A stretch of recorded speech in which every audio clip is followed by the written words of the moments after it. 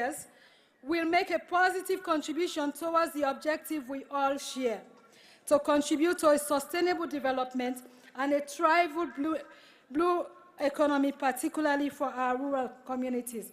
I keep emphasizing rural communities because as IFAD, we are the only UN agency with the mandate to work in rural communities. So when I have an opportunity to talk about rural communities, I don't seem to stop. Mr. Chairman, on this note, I want to thank you for the opportunity, and I wish you a very fruitful deliberation. Thank you.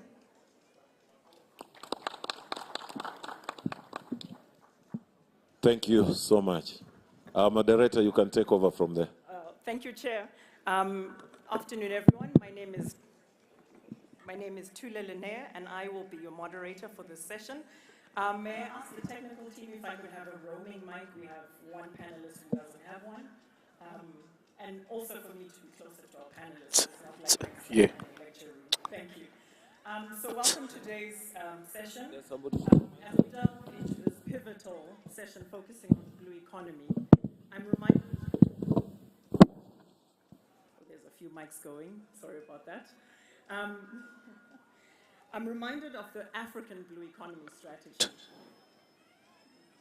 whose objective is that of seeking to foster inclusive and sustainable blue economy, a vision that resonates with the recently validated national strategy on blue economy. So taking from our earlier remarks from Madam Ambassador, Madam Whitman, why Africa? Why Kenya? Why the counties? So today, our focus for our panelists is to have the discussion on what it will take and the steps we need to take to tackling the challenges and also identifying the opportunities that are in the blue economy. So the discussion will take us through how we walk towards and support a new way of working. As His Excellency put to us, it's not business as usual. How do we then increase investments in the blue economy? So I'll start with our first panelist. Your Excellency Timami, the first question is to you, sir. So Lamu County is strategically located with regards to LAPSET and access to the Indian Ocean. What do you believe has been the experience Lamu has had in leveraging the existing opportunities, and what strategies are you now putting in place to ensure that we utilize our blue economy as sustainably as possible? Sir.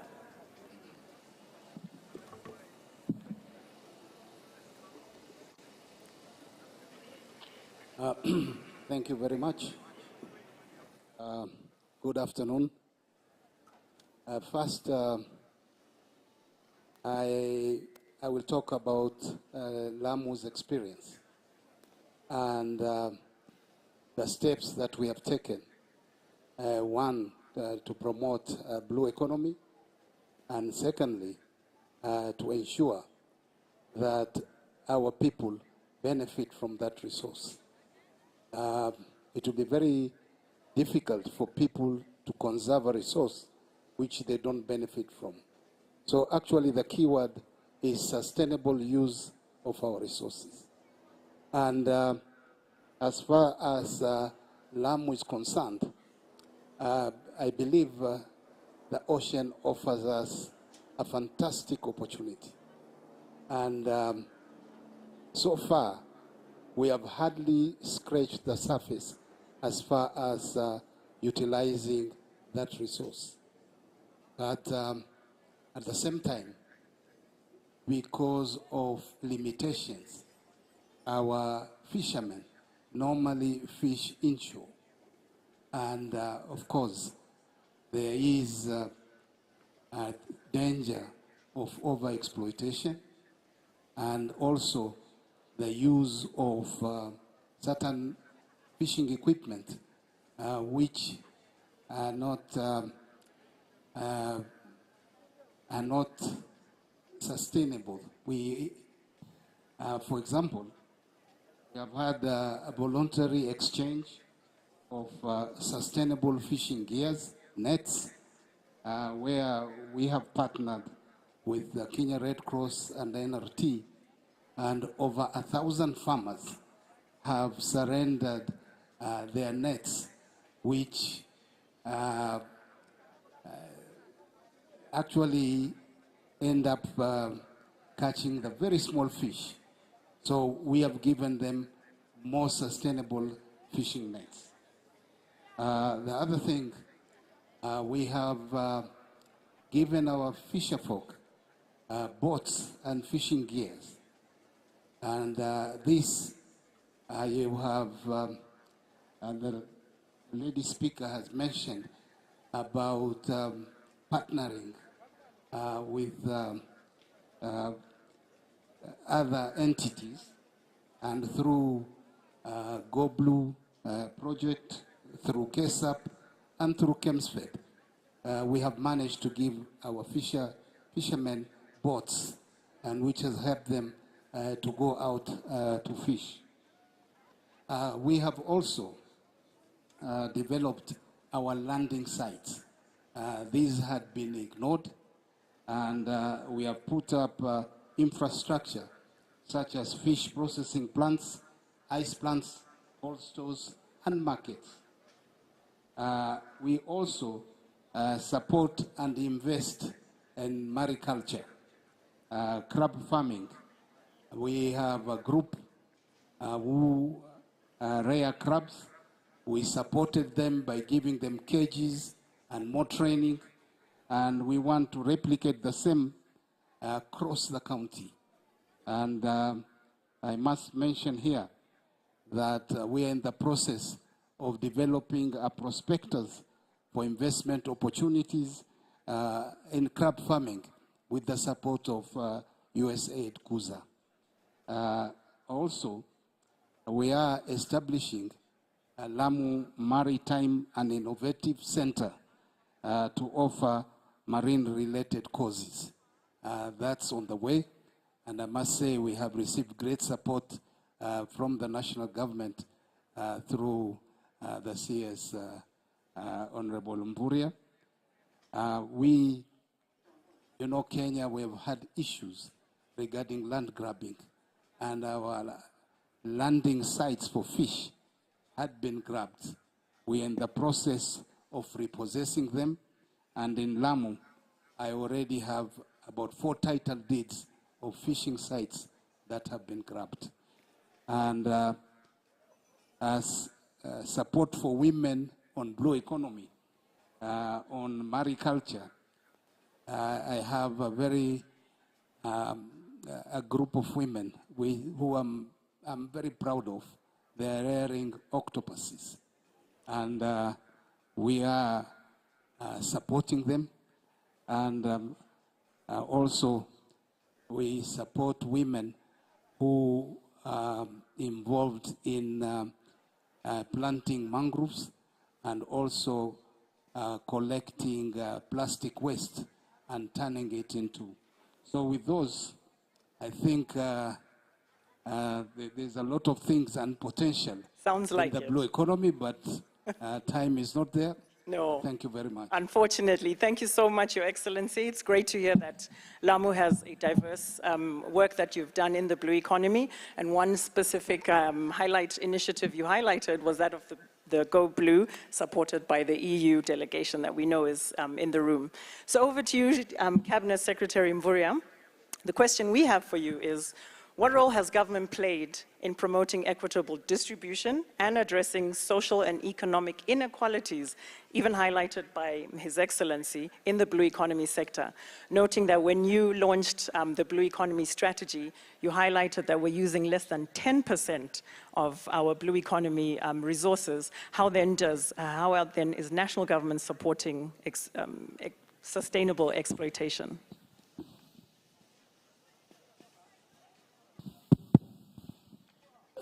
Thank you very much, our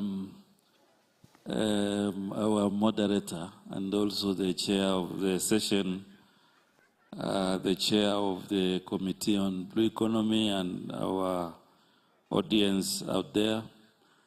I think, first of all, what I want to say is that the blue economy sector, which now we are discussing, is a fairly new topic in our country. Until 2018, when we had the international conference on sustainable blue economy. Before then, we were not very focused. So I want to thank His Excellency the President that in this new administration, a blue economy has been given a prominent role to inspire the economy. And if you look at the blue space, which cuts across the Indian Ocean, our rivers and our lakes, they are a host of opportunities. And therefore, as a ministry, we are really focused on working with county governments to make sure that we align the national priorities, the county priorities, and that blue economy finds space to inspire the economy and provides equity in economic growth. For example, the sectors that have been mentioned by His Excellency the Governor of Lamu, the fisheries sector. If you look at the fisheries sector, it's a sector which has existed in all our areas, in the Indian Ocean and in the lakes. But you see, the participation of local communities has been moving to the fisheries sector traditionally. And that is why, as a ministry, we are working with the county governments to make sure that we are able to bring in more players in that sector. We are also bringing women in a big way so that they can be able to invest in the blue economy sector. But away from fisheries, we also know that in blue economy we have tourism, beach tourism. It could also be tourism in the lakes, which has not also found an opportunity to be properly exploited. So we want to work with county governments to make sure that we also inspire that particular area. There are also other areas that have received little attention in the blue economy, the areas of renewable energy, the areas of biotechnology, the areas of seabed mining. So there are quite a number. So I think, in a nutshell, what we are doing as national government is to make sure that we work closely with county governments. We are able to understand their priorities. We align the priorities with those of Kenya Kwanza to make sure that those at the bottom of the pyramid find an opportunity to grow their incomes in the blue economy sector. And that is why, for example, in the Indian Ocean, artisanal fishing has been done over the years. But now we want to support the fishermen to go a little deeper so that we can encourage industrial fishing. And we look at the entire value chain so that the fisherman is not just fishing and they don't have a market, but we also make provision for an opportunity for value addition. And that is why the landing sites, as mentioned by Governor Timame, become the first unit for value addition. And together with the county governments, we have been able to map out the key areas that we are able to do those kind of infrastructure, all the way from Lamu, in Mokoe, in Kipini, Tana River, and in that area between Kipini and Ngomeni, we have a bay which is called Ungwana Bay. Ungwana Bay provides a perfect habitat for prawn farming and shrimp farming, because on one end in Kilifi, we have River Sabaki, which provides an estuary, and Tana River around Kipini, which provides an estuary. And this basically means there is a transition of river and marine waters. That kind of environment provides an opportunity for investment in mariculture. And as we move again, in Kilifi, we have Ngomeni landing site. Kichwa Chakati has been opened, which provides a model. And there are many more, also in Lake Victoria, where our chair is the governor. We have Mulukoba, we should be opening soon. We have others in Kisumu, Ogal, and Asat. Then Migori, we have Sori and Nyandiwa in Homa Bay, and Wichlum in Siaya, and also Luanda Kotieno, as well as looking at the potentials in Lake Turkana and Lake Naivasha. So we are working with the county governments to inspire all those areas. But before I give you the other opportunity, I want to thank our partners, the EU here represented by the EU ambassador for the partnership, IFAD here represented by our keynote speaker, and also World Bank and a number of other partners who have come forward to work with us on matters blue economy. And as we speak, we are finalizing other key policy documents to make sure that we provide leadership and work with counties to streamline this particular sector. Thank you for now. Thank you, I will Cabinet come back Secretary. with many other issues. Asante Waziri. Thank you very much. Thank you.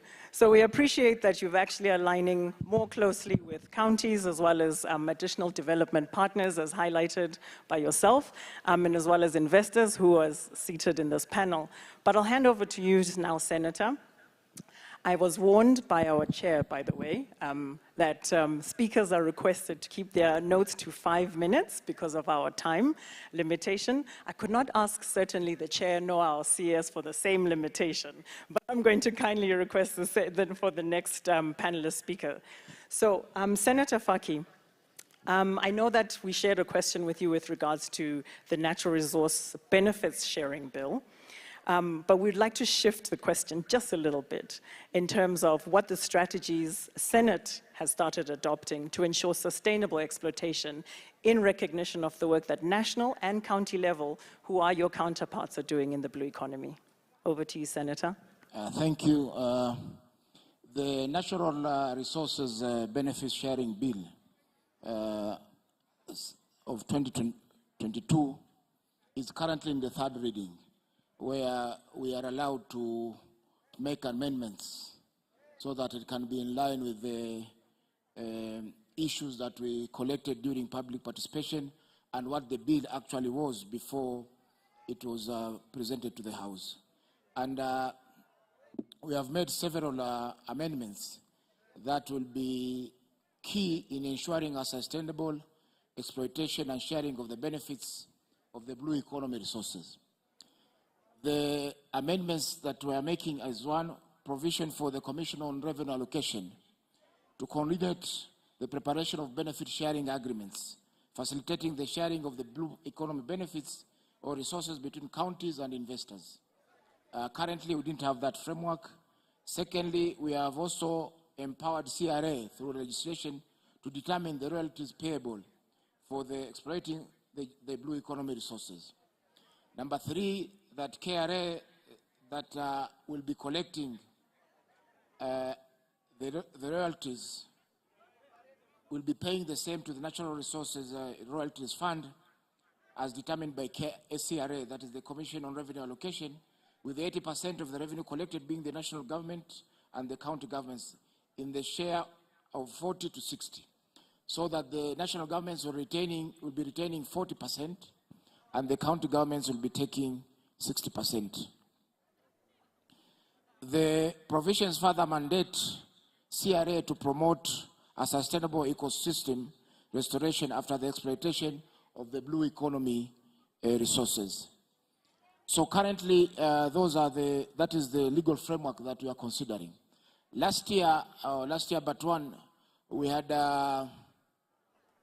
regulations published by the then Minister for Agriculture, I think, and Fisheries, which were dealing with the exploitation of the fisheries in the blue economy.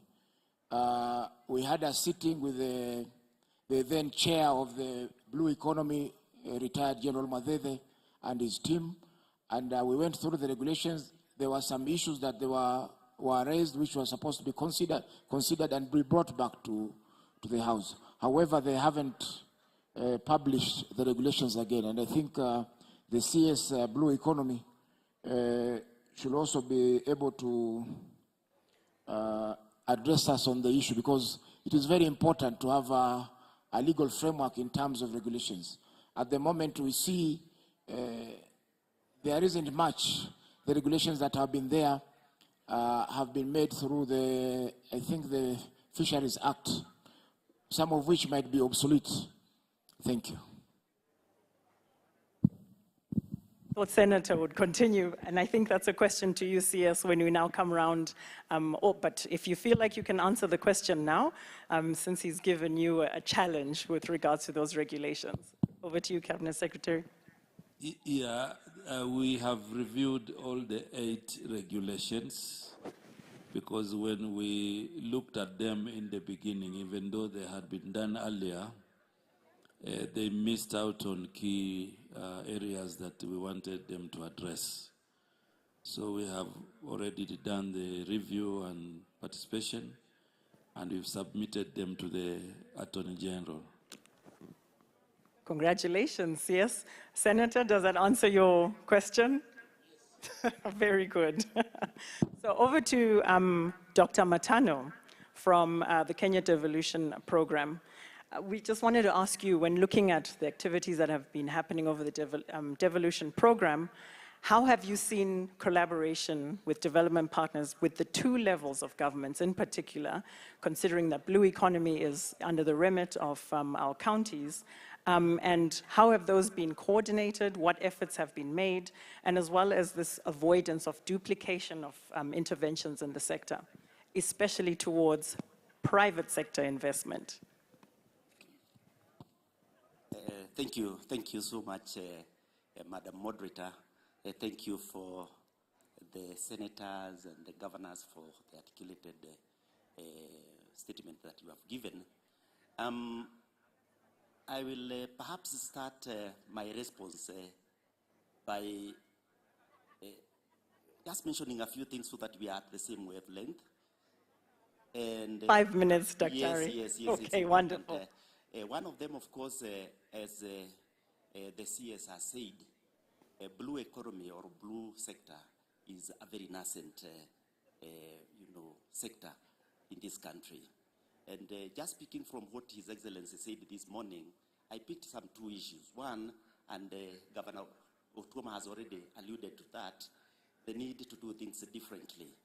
The second one is, of course, our eye in the next 10 years. And this has been very well articulated in the Vision 2030, especially on the 4th MTP, where we want to go.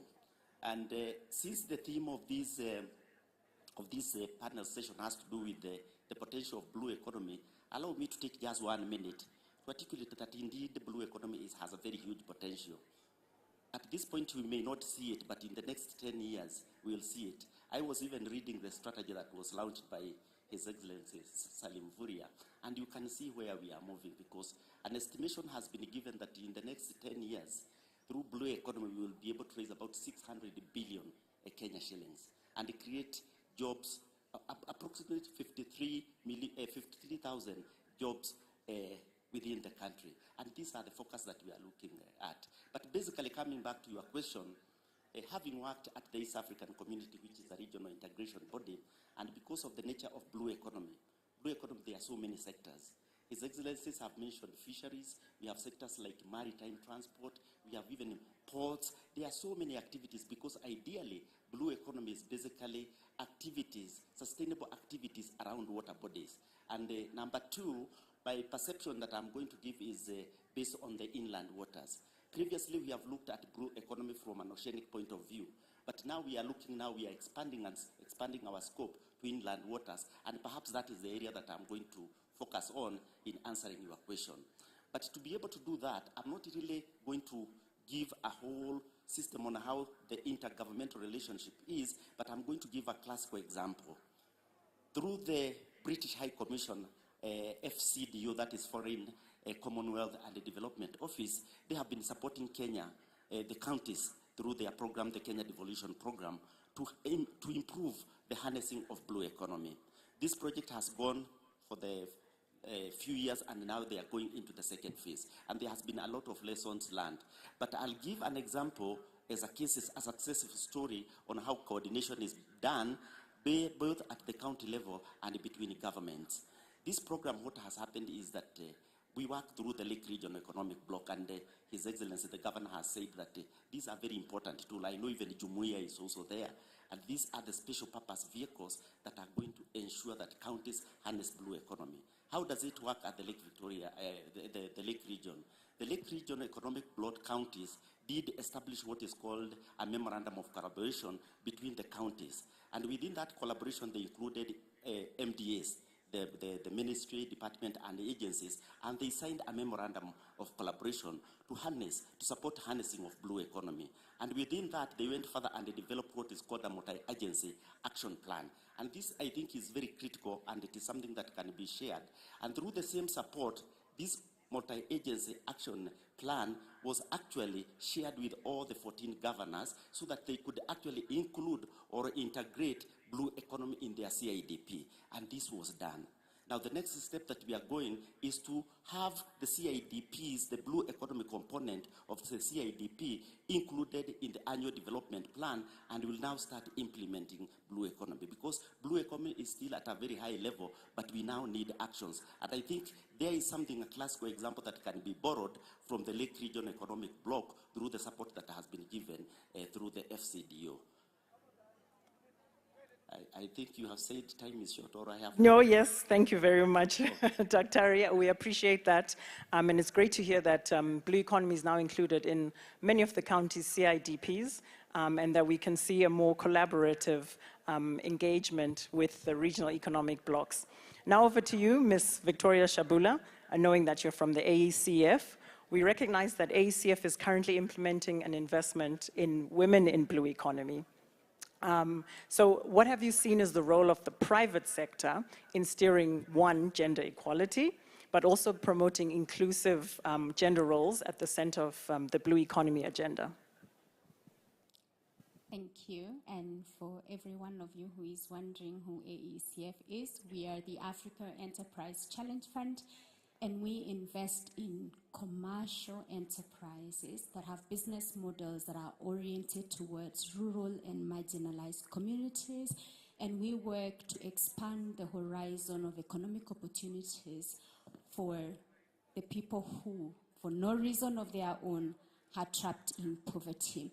We believe in market-based approaches. We believe in deploying development capital to catalyze further private sector investments into the areas that so much need capital today. So to speak about the current program that we are implementing in Kenya and how that is enhancing gender equality. So investing in women in blue economy is really seeking to present economic growth opportunities for women that intersect with all of the subsectors and value chains in the clean economy. I like when Waziri speaks, and he is not just talking about fisheries and aquaculture and tourism, what we've known, actually looking at marine renewable energy, seabed mining, and talking to us about the potential that that hosts. So we are seeking to surface women who are entrepreneurs, have innovations, business models, but what they are really lacking is resources to scale that, to expand their businesses. Where we're also seeking to support women in the entire spectrum of the MSME ecosystem, the micro enterprise. How do you get that woman who is sourcing for fish in the morning to go and sell to have that capital? How are you supporting that medium enterprise to be able to to bring in a technology that hasn't been here before, but if they had the resources for it, they are able to expand the opportunities for their community. And you asked me the question around how private sector can support gender equality, and I want to say this because I'm passionate about it. Gender equality is a destination, and we all are really seeking to get there, a society where women have equal opportunity. And when we think about the role that the private sector can play in these different stations that we need to arrive at, because we wouldn't get there to an equal world today, this program is about helping private enterprises to know how to better hire women.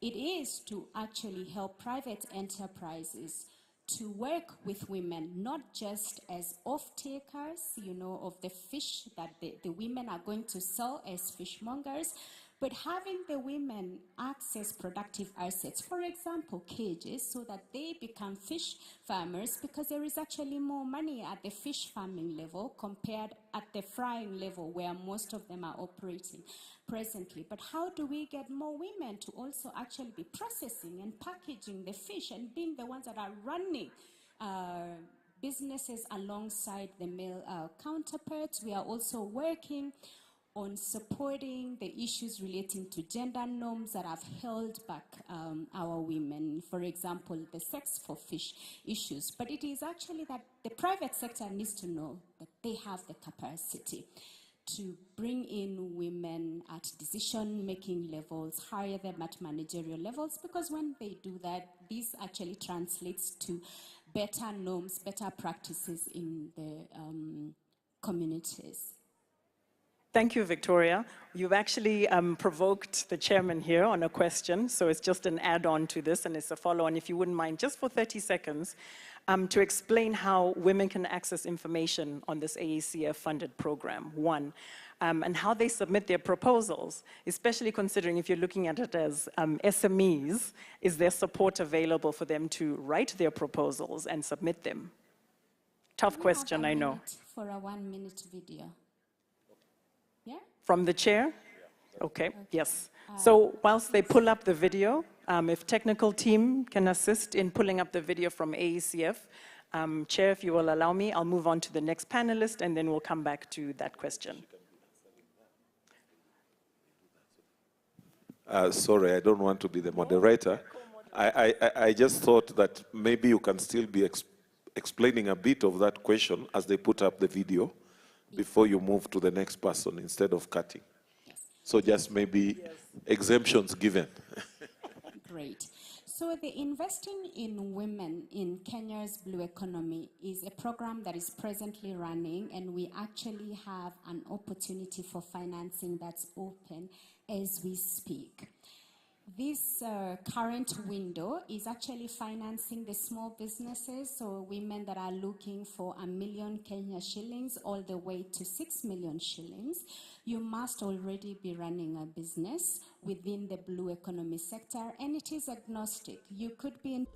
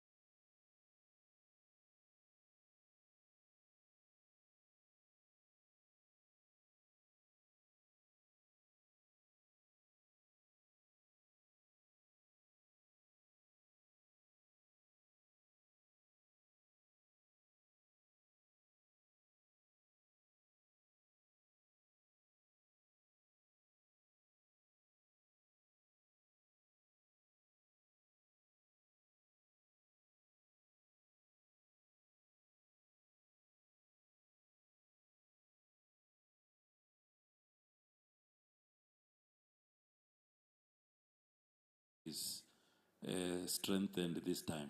Thank you. Asante sana, CS, for that support. I think it's critical that national and county continue to work together, and this is a clear illustration of that support.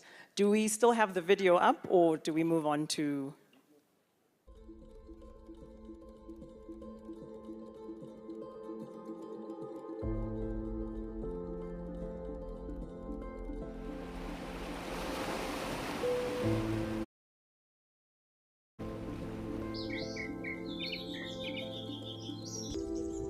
Before I started the company, Great Lakes Feeds, I was doing fish cage farming.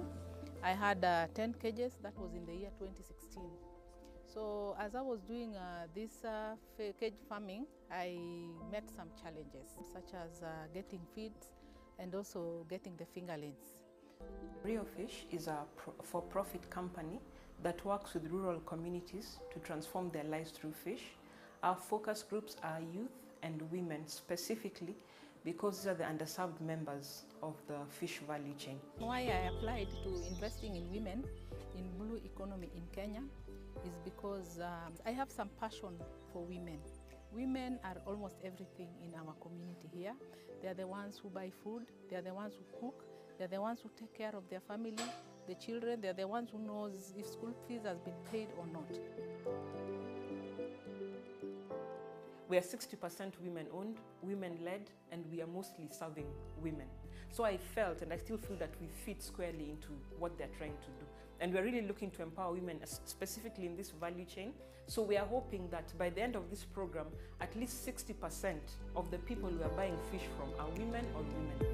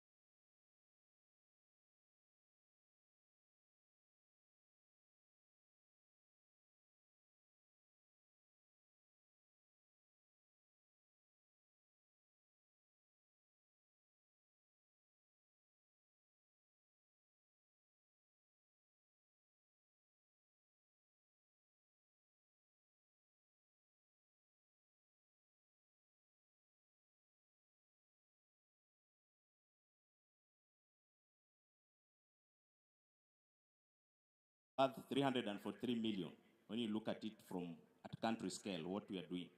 So, and it's projected to, the demand of this protein is projected to increase more and more. So we could be intervening on other issues like capital, all this, but the really issue is the protein. Because farmers are incurring a lot of cost on production cost. They are doing about 70, 80% on feed alone. And it's So becoming this a is- serious barrier, and that's what we are doing. Sorry to have interrupted, Juma. Just for clarity, you're encouraging people to raise flies. Is that correct? Correct. Okay. And so, have you talked to AECF? I'm seeing a connection here already with regards to supporting development of women participating in the blue economy value chain, for example, and projects. But let me not preempt any further discussions. So we've done our first round of panelist discussions and questions. I see very many people writing notes, so I'm hoping now we can move to the plenary, noting time. May I request that you introduce yourself, make your question as succinct as possible or straightforward, and who you are pointing that question to. So we have 2 roaming mics, Barbara and the other lady. Maybe you can raise your hand and show them. Oh, we already have 3 hands. So we'll take those 3 questions and then we'll answer them. Thank you so much. My name is Francis Asuna. I'm a consultant and also the chief officer for Kisumu County in charge of blue economy. My question is in terms of studies and also issues of research and development. Cases of upwelling in the lake, especially the women, they find themselves so helpless. What can you do? And also in terms of AECF, the issue whether we have the funding component in terms of environmental studies. Thank you. Oh, thank you. I am Governor Andrew Mwadime, Taita Taveta. My earlier speaker, actually, he read my mind in the first question. The second question is, in Taita Taveta, we have 2 lakes, Lake Jipe and Lake Chele, and they are unique on their own. I do appreciate the little you did on blue economy to my country. But if you go to Lake Chala, absolutely there is nothing. You go to our good brothers, neighbor, Tanzania, they have done a lot. But in my side, Taita Taveta, there is nothing which I can talk a lot of blue economy. Despite having magnificent, beautiful topology, because even in the hills, we have some few dams here and there. But I appreciate what you did to the youth and women on those small ponds, which are really doing very good. But on blue economy, Taita Taveta was not really captured.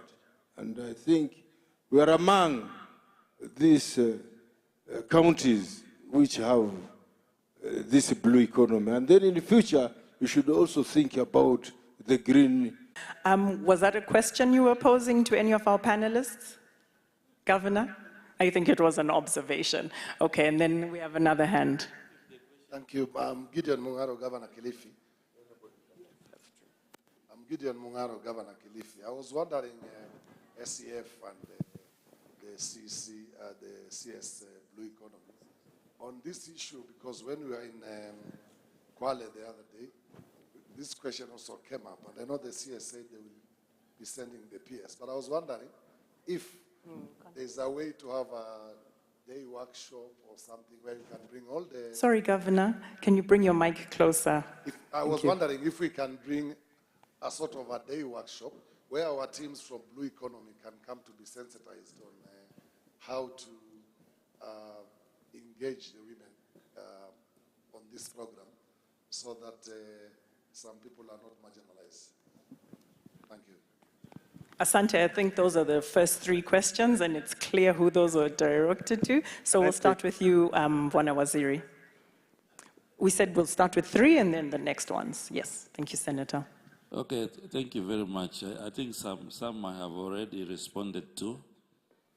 like the one on the 1 billion fund, because we launched on 3rd of August, so we'll have a program to make sure that the key people move to the counties to do the awareness. That also includes the project that we launched last week on marine conservation. The first question was talking about studies and research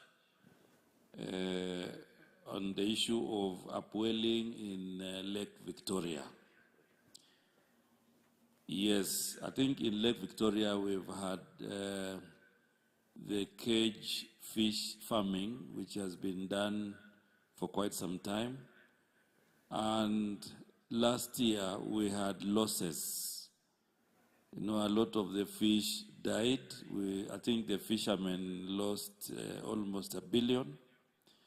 And then we were able to support them again with fingerlings, 2 million fingerlings. But again, there has been challenges. We have a comprehensive report on the issues around the lake, which I was planning when we meet the governors in the lake region. We would be sharing some of the issues. But clearly, it's been running consistently that there is low oxygen, which is attributed to many other issues, including pollution and other external factors that I want to have a discussion with the counties and multi-agency institutions so that we can be able to see how we can have a way forward, because some of the actions will go beyond the ministry so that we are able to make sure that we support the fishermen. Some of the issues that have been observed have been to do with excitement. I think when people saw the cage fishing was very lucrative, they went beyond the specifications, because some of the cages had specifications on how much fish you can have, but people went beyond. So I think, I'm sure the CC member that has asked this question will be very key for this kind of discussion. But yes, we have a report, and we would wish to share this report with the various counties and multi-agency. As regards to Lake Jipe and Lake Chala, I agree with the governor, there's potential. That potential has not been properly exploited. And as we agreed, Governor, it is the next frontier that the ministry and the county government will be embarking on. I know in one of the lakes, there's an issue with the level of the water. Sometimes it is like there's some blockage somewhere, but those are issues that we will take on board when we actualize our appointment and we are able to discuss this among other issues in your county. That will also include the blue and the green. So we will do the blue, then you can introduce the green, and we can take up together. Wonderful. So I think those are the issues that have been raised. Thank you, Waziri. And I think even as we go along, we need to, maybe at the end of this discussion, I may need to ask you for maybe 3 minutes, so I can talk about some of the other issues that may not come from the questions. Noted. We'll ask indulgence from the chair. Maybe, Vicky, you wanted to add something, and Madam Kamara? So I'll be very quick. Around whether AECF would finance environmental studies, no.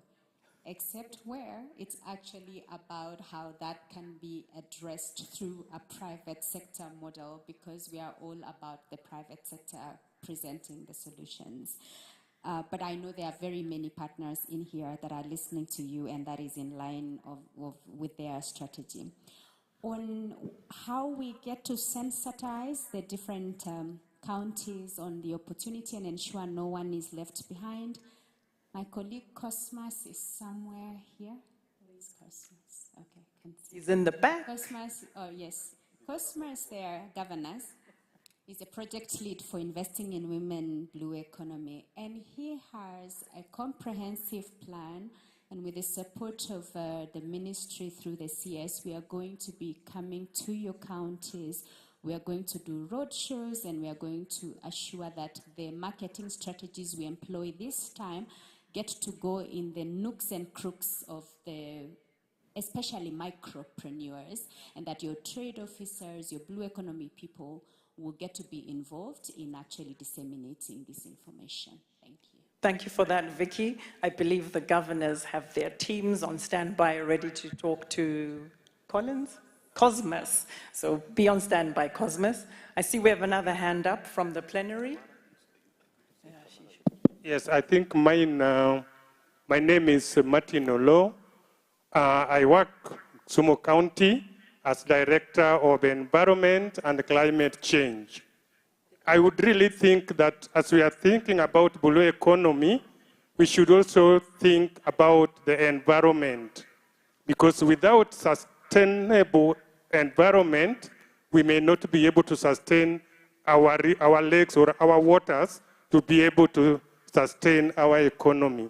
So alongside, as money is being allocated for businesses in the blue economy, we look at how do we sustain our waters, including sanitations, including climate change issues, and we must also understand our waters are also acting as carbon sinks. At the same time, our waters are also the providers of the oxygen that we need most. So as we go along that, let us also think, how do we sustain our environment to sustain our waters? Thank you. Great, thank you. I think that's a question that maybe IFAD will be able to give some information on.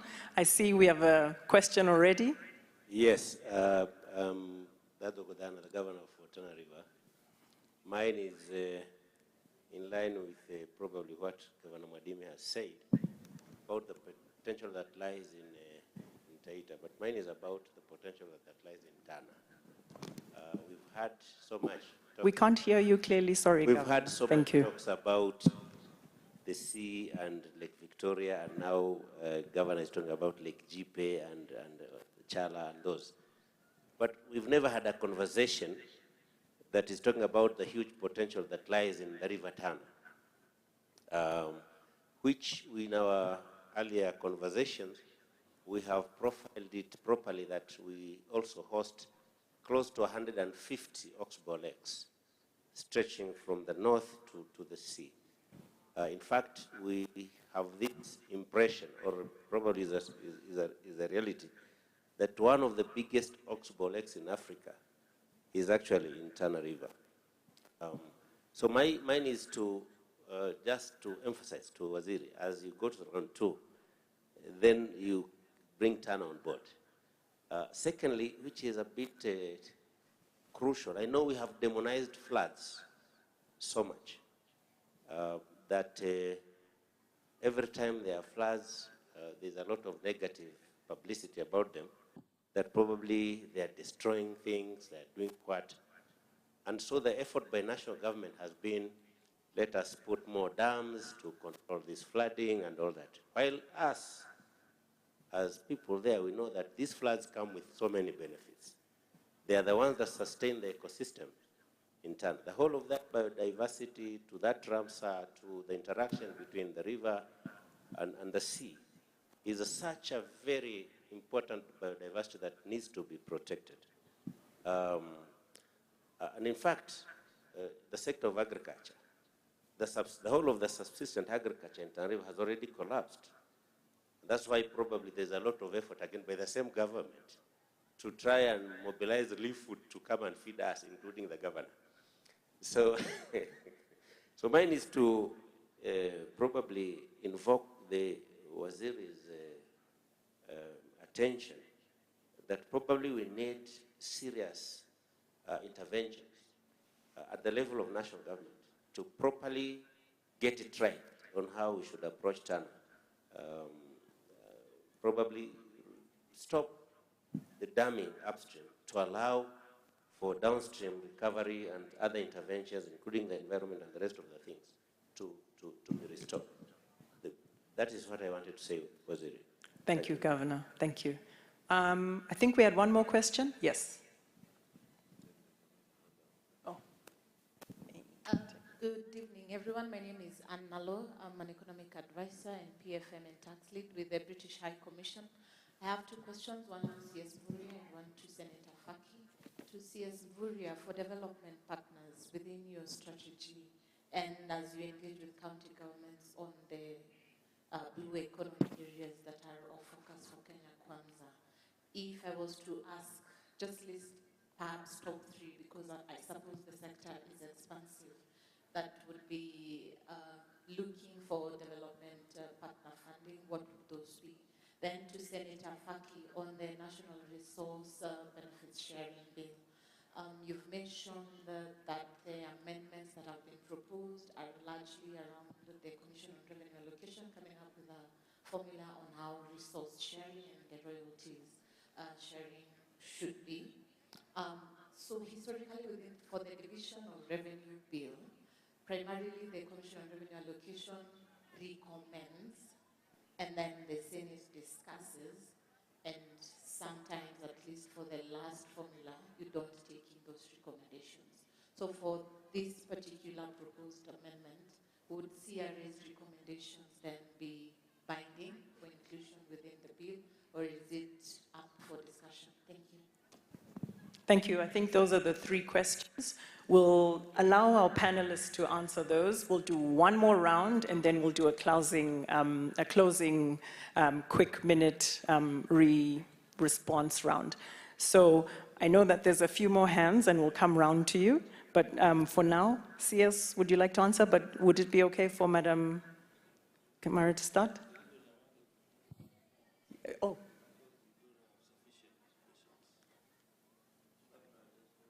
Okay, since some were comments, I've been guided. We can have two more questions from the floor. The technical team is seeing the hands. So, Barbara, okay, there's a hand over there. There was one here, and then one in the middle here. But you have to make a decision on who. Go ahead, Madam. Thank you. I'm Henriette Geiger, the EU ambassador in Kenya. And the EU has a program called Go Blue, because we feel that the potential of the blue economy is largely ignored in Kenya. And Kenya shares that with most of African coastal countries. I heard many times around the world, why is it that in Africa the countries are turning their backs to their coast? This is, I cannot explain that. You have this most beautiful coastline, and there's a tremendous potential that is completely unexploited. So what is needed here is a vision, and the CS was talking about the blue economy strategy. So it is necessary because we are all competing in the same space. So, for example, for the climate summit that is coming up, I fully agree with the previous speaker. The environment and climate needs to look at blue economy as well. So what is your plan to bring blue economy in the climate summit, the Africa Climate Summit that is happening now? And Kenya has agreed, the Kenyan government has agreed to host an Africa-wide investment conference in blue economy next year. How will Kenya get ready for this? Because you have a unique opportunity to showcase the potential, the enormous potential of blue economy in Kenya. And in my mind, what needs to happen is that you have an integrated approach where you look at tourism, you look at culture, you look at fisheries, aquaculture, and also the green economy, and like that have one marketing concept, and all the counties need to join up to market themselves together. We have done similar things to help with integrated concepts in the Caribbean with great success. So one county alone cannot do it. And sometimes even several countries get together in one marketing concept. So tourism nowadays has changed a lot and can be very well integrated into environmental sustainability. So the EU really wants to invest heavily in the blue economy because we see this as a key for jobs and growth in Kenya. Thank you very much. Madam Ambassador? Oh, yes, we have another ambassador.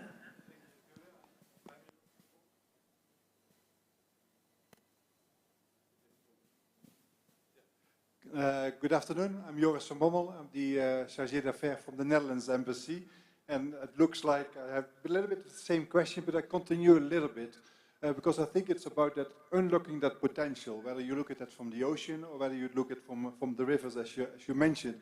Taking it back from the sessions from this morning, both the American ambassador, but also your president, talking about how can we unlock that potential, which is important. But I would like to ask the question about the private sector. How are you going to make, or what are you doing, and I'm asking the question to the CS, but also to the governor, what are we going to do to make those potentials bankable? What are you doing to make sure that we get investors? We will have, as the Netherlands, a trade mission coming in on port development in late September. We will have other discussions with our private sector, also with other EU member states in Lake Turkana. But we would like to see what are you doing really to make sure that we get the private sector in? Why Kenya? Why your county? What has to be done to get that investment done? And I think that's something to get it a little bit bigger and to really start unlocking that potential. Thank you. Thank you. I think that's more than enough questions now, and it's always to see us. The chairman has requested. Okay, go ahead. Probably you have your back on my side, so you're blinded, but that's okay. My name is James Katule from the Commission on Revenue Allocation. Listening to the experts on the blue economy, you get to hear that the number of things that we're talking about, fisheries, tourism, agriculture, renewable energy, sea-based mining, and even the transport. Some of the things sit squarely in the national government. Some of them sit in the county government, and therefore we may need a multi-sectoral, intergovernmental approach to that. How do we put that in the mix so that we get to unlock this potential? And this is to the CS. Thanks. Thank you. So we'll start with a response from CS. I'll ask you to go last so that you can also give your additional 3 minutes at the end. And if any of the panelists during our speed round of just about a minute, if there's anything you'd like to add. But let's answer those first round, that last round of questions. I'm not a panelist, but I think I needed to say a few things. I wanted to talk about 2 things, actually 3, because now I heard about private sector, and I think we need to address this issue. First of all, I think one of the things that is coming out is that there is need for partnerships. We really need to work together as partners, because when I listen to Victoria talk about funding opportunities, funding is one aspect of the issue. We need training, we need capacity building, we need exposure for the farmers. So it includes all of these. So just one partner cannot do it alone. So we really need to be coordinated and work as a team if we are to get this right. In terms of private sector, we need to be clear. The private sector is never going to invest in things that they think they will not make profits from. It is the productivity, it is the enabling environment that drives the private sector to invest in certain areas. Why am I saying this? We can talk from January to December. If we do not create the enabling environment for the private sector to invest, they will not come in. If we do not support the communities to improve their productivity, that will enable the private sector to make profits, they will not come in. So, in short, what I'm trying to say is that if we are to get the sector right, we really need to work together in partnership. The UN cannot do it alone, the private sector cannot do it alone, the government cannot do it alone. We really need to be coordinated, and then we can get it right. Thank you. Governor, yes? Just to make some points on the blue economy and issues of climate change. I think what I want to point out is that what came out of COP27, which was held at Sharm el-Sheikh in Egypt, was the fact that funding should be given to countries that have been affected by climate change, and mostly the coastal community. And for the ambassador here, I entirely agree with you, we need. But most importantly, and for the CS, we also need to look at our laws and make them investor-friendly. I see no reason why Seychelles or Mauritius, a lot of the fishing, the blue economy, people in the fishing sector invest in Mauritius and Seychelles, while Kenya has a bigger coastline and a bigger potential. So I think, CS, that is something we need to look at what it is they're doing, and we also adopt that.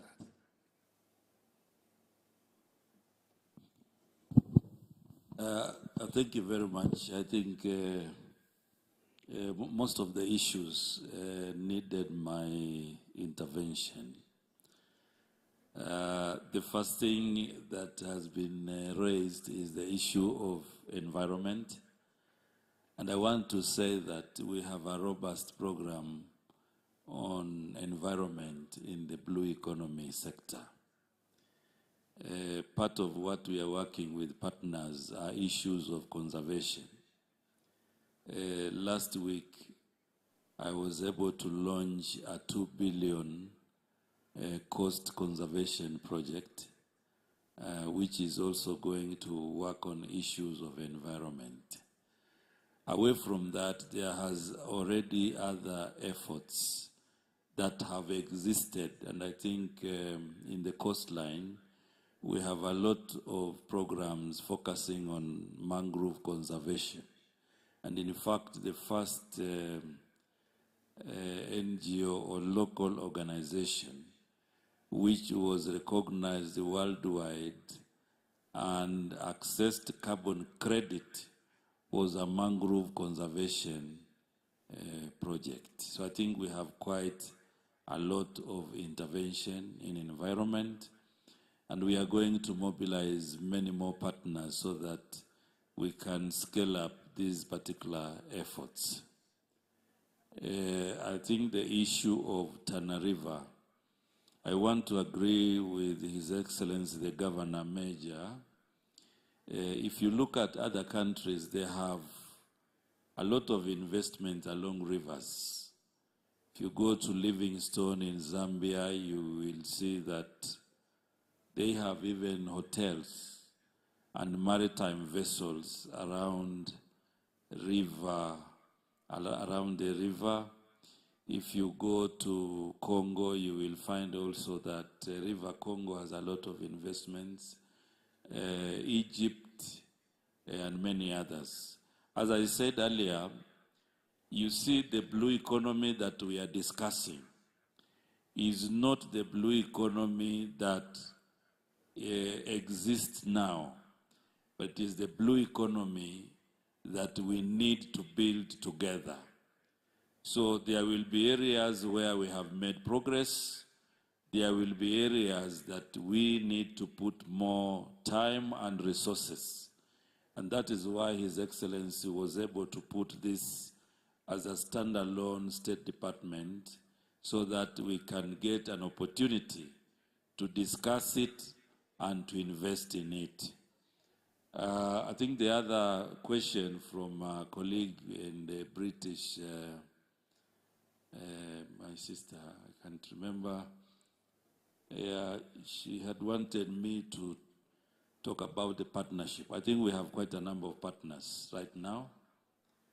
The EU in Blue, Go Blue project, the JICA, where we have worked on patrolling and surveillance. IFAD is here, we are working on the area of aquaculture, and we invite more partners, the World Bank and many more that we are working together. And basically, we also want to say to our partners that even though we want to strengthen partnership, we also want to identify together the key priorities that we can work together so that we don't find a situation, and it is already exists in some areas where you find there are a number of organizations that are working without the input of county government and the input of the national ministry. I think if we are to achieve collaboration, then we need to work together in that manner. The EU ambassador posed a question, why we have not been able to inspire our blue economy and benefit from it. I think that's the more reason now we have woken up, because even in fisheries alone, we have not invested enough in the exclusive economic zone. And that is one area that we need to inspire industrial fishers so that we can have more investments. Alongside that, Ambassador, we are on schedule, we are working with you. I don't want to say much on that one.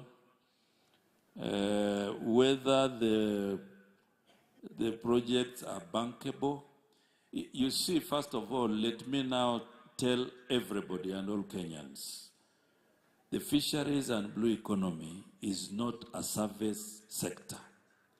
This is not a service like the other areas. This is an investment sector, and therefore we want more private sector. What the government is doing is to create an enabling environment. For example, part of the regulations that we have sent for publication relate to licensing, how we license, and this licensing regimes for artisanal fishermen, for industrial fishermen, but also part of the infrastructure that we have identified in the blue space.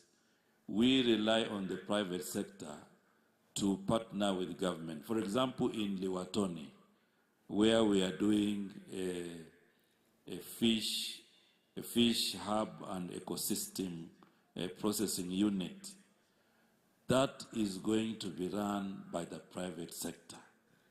The fish port in Shimoni, where KPA will be spending 2.6 billion. The rest of the running will be by the private sector. We have also looked at the potential in shipping and maritime. If you look at Lake Victoria, for example, they have a shipyard. We have a shipyard in Mombasa. None of these shipyards can do dry docking. That is an area we want to work with the private sector. And part of what we are doing is also to enhance maritime and transport regulations, which also we are gazetting, so that we are able to work with shipping lines to inspire local businessmen to venture into what we call the cabotage. Oh. We see the port of Mombasa, which is now growing into a major transshipment hub. It does not have the input of local shipping lines. So if you have your cargo in Mombasa, there's no way you can take it to Lamu by sea. So that is what we want to cure through cabotage policy, cabotage regulations, and in November, we are bringing the region. We are doing a regional conference so that we can speak in one voice on matters cabotage. Wonderful. Thank you, Waziri. It sounds like there's some large potential investments down in the pipeline. I will just ask Senator Faki to answer the questions on the revenue sharing agreements, I think that was raised by FCDO. I know that there was a question about the 3 projects, but maybe afterwards during the networking break. But over to you, Senator. Yes, the contentious one is the one that shares revenue between the national government and the county governments. That is the formula that is normally set in place after every 5 years. So that one is different from the one that is being talked of in the National Resources Benefit Sharing Act. In the Act, the CRA will be given an opportunity to say how much, what is the percentage of the royalties that are going to be given for a specific sector of the blue economy. Whereas in the other one, it takes into consideration many factors, including population, geographical area, health, and so on and so forth. So this one will be different. This one, once CRA sets the parameters, then it will be done. Thank you, Senator. Oh, that was succinct. Thank you, sir. So I think we've come to that point in the evening where we've unpacked as much as possible. I know Waziri has a lot more to add, and he has requested the indulgence of 1 minute, and Chair has agreed. Before Waziri says, will you allow me 1 minute? So Chair is saying he thought you had the minute. So, okay, why don't you finish off? No, mine is just to say that although the government is doing a lot in terms of the blue economy, and our counties also are doing a lot, but still a lot needs to be done. For instance, Mombasa and Lamu, we don't have a passenger service. Mombasa and Shimoni, we don't have a passenger service for vessels. A ferry? Not ferry, a ship or... So that sounds like a private sector opportunity. Yeah, so we need this to be done as quickly as possible. Because, you know, in terms of the regional blocks, the coastal counties were the first to come up with a regional block. And the CS was the first chair of the of the Jumuiya Japan, and I can see 2 founder members are here with us. So we need to speed it up so that we can see the benefits of the blue economy. Thank you. Thank you, Senator. I think there's a few other panelists who've challenged CS and our governors. I think, Honorable Senator, with all due respect, you know, the cruise vessel plying Mombasa, Lamu, Kwale is not a government project. And this is one of the things I was saying. We are reaching out to private investors to venture into those kind of businesses. So right now we are working with our colleagues in tourism to see how we can be able to work with private sector in those cruise vessels. Unfortunately, the speed that you are looking for, I cannot determine because it's not a government project.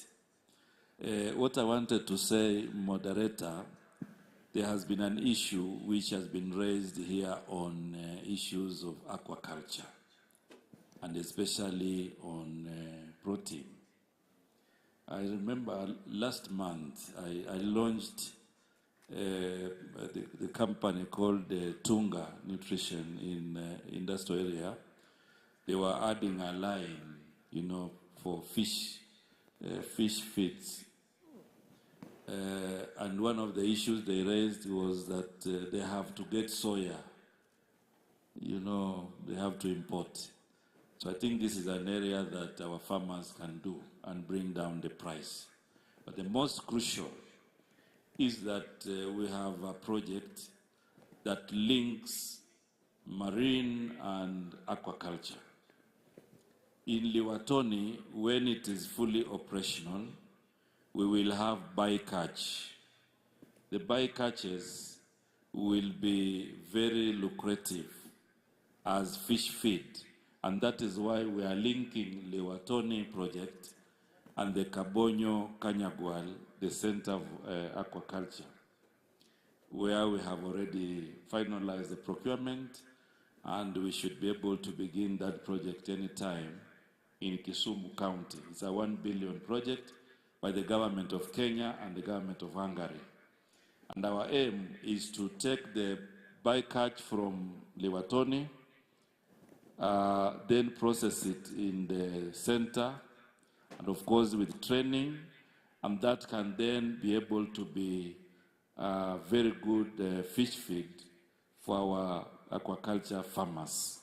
Our estimation is that we'll be able to do like over 7 million fingerlings in Kabonyo, and therefore we will need a lot of the bycatch, which will also support aquaculture activities in the Mount Kenya region where we have Kiganjo and Sagana. So I thought I needed to tie in that connection, but it is real. I think there has been a lot of issues with the protein, and it is an issue we are addressing short-term and long-term. Otherwise, thank you very much.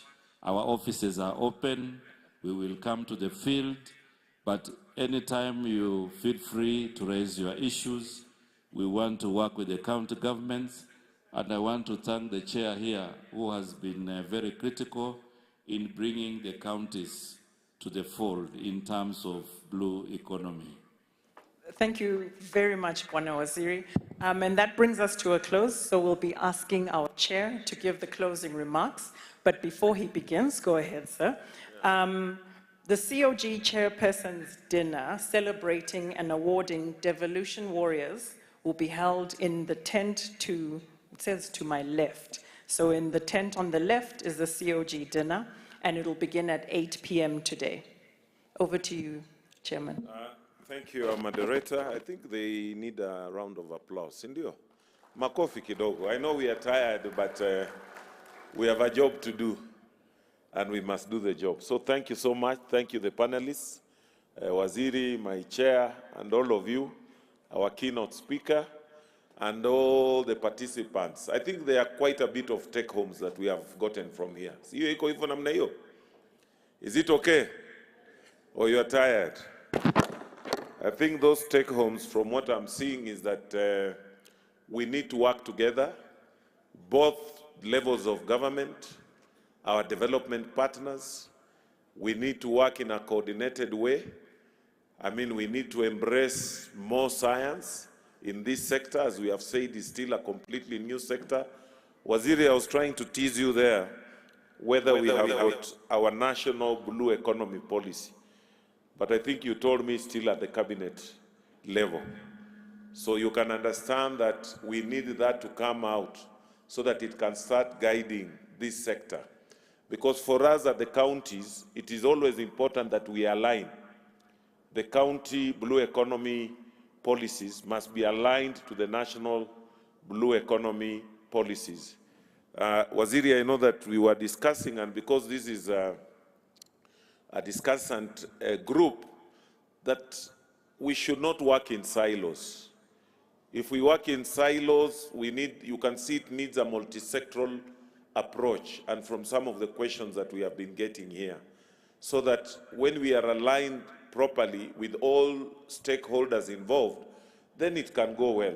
The Senate, the legislators our county assemblies that will also need to mainstream whatever we'll be doing in terms of legislations, in terms of the partnerships that we want to build.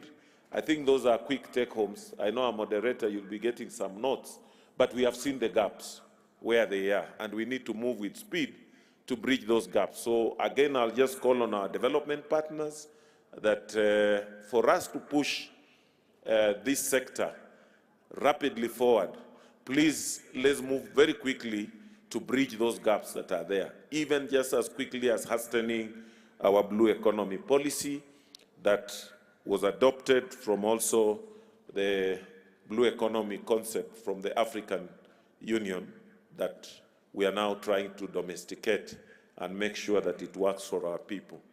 Otherwise, asanteni, we didn't have a lot of time. There is more that we can speak, but I believe this is work in progress. Otherwise, thank you for all of you. Thank you, Waziri, and thank you people for being patient. We would have started at 3, but we started almost past 4, and yet you have been patient for us to cover this topic. Asanteni sana, God bless you, and we look forward to a very progressive and successful blue economy. I think you have already said we have been invited to the chairman's dinner. So because of, I think it's at 7. Is it at 7? 8. Oh, it's at 8. At 8. So we may not have the luxury of going too far because it's just in, Yeah, it's 7. So it's just in the next 15 minutes. So karibuni, God bless all of you. Asanteni.